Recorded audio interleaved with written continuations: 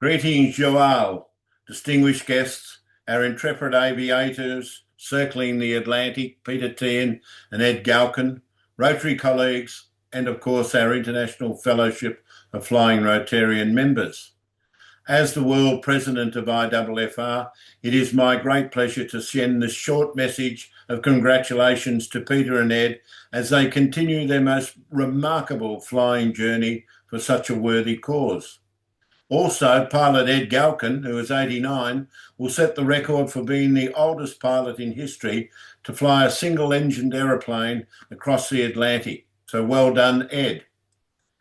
The Circle the Atlantic flight to end polio will firstly raise awareness of polio and secondly raise much needed funds for the Rotary Global Polio Eradication Initiative.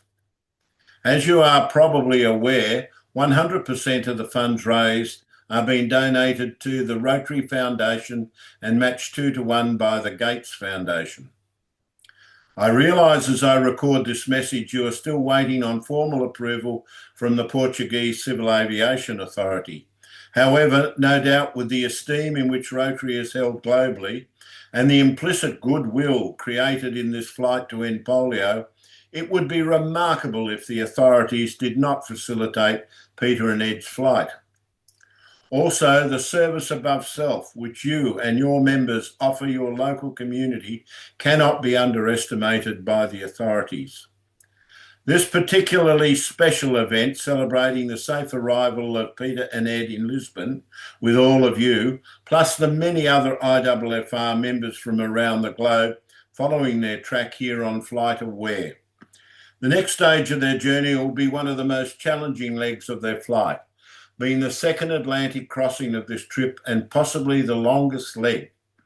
So a big thanks to all our fellow Rotarians and IFFR members present and all those in every corner of the globe who have supported and helped Peter and Ed over the journey.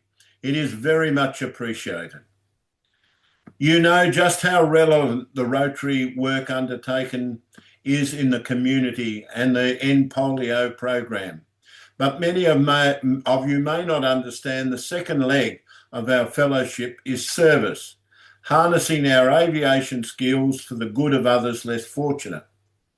The actions of Peter and Ed in undertaking this flight highlight to me that they are truly men for others in the highest Rotary tradition. Accordingly, we celebrate with them today the honour their efforts as they continue to boldly offer service above self in raising awareness and funds to end polio by flying to so many faraway places around the globe. Thank you, guys. You are living the spirit of Rotary, all that Rotary has been to the world from the early days of our founder, Paul Harris, the many generations that have travelled the path before us, and now we are gathered together with fellow Rotarians today, and you are delivering a real vision of service to offer hope and inspire future generations.